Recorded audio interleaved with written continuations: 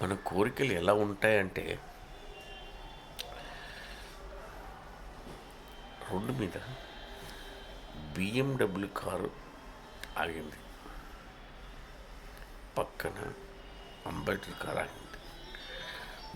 Ambedkar car వాడు అంటాడు, ఇలాంటి కారు ఒకటి ఉంటే చాలు అంటాడు.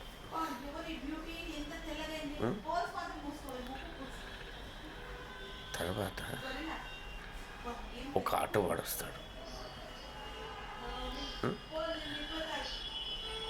ఎన్ని రోజులు ఈ ఆటో నడుపుతాం, ఈ అంబేద్కర్ కొనుక్కుంటే బాగుంటుంది అంటాడు. తర్వాత ఒక సైకిల్ వాడు వస్తాడు. ఎన్ని రోజులని సైకిల్ తొక్కాలి, ఆటో కొంటే బాగుంటుంది అంటాడు.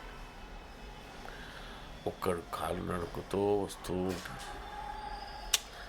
ఎన్ని రోజులు ఈ కాలు నడుపుతున్నాడు, వాడి ఒక సైకిల్ ఉంటే బాగుంటుంది అంటాడు. కానీ రెండు కాళ్ళు లేని వాడు రిక్షాలో దొబ్బుకుంటూ వస్తుంటాడు. వీడు ఇంత చక్కగా నడుస్తుంటాడే, నేను కూడా రెండు కాళ్ళతో నడిస్తే బాగుండును అనుకుంటాడు. మనిషి ఆశలన్నీ ఒకరి మీద వేసుకుంటూ, ఒకరితో పోల్చుకుంటూ బతుకుతున్నారే కానీ మన ప్లేస్లోనే సుఖం ఉంది అని ఎవరు అనుకోరు. ఆశ ఉండాలి కానీ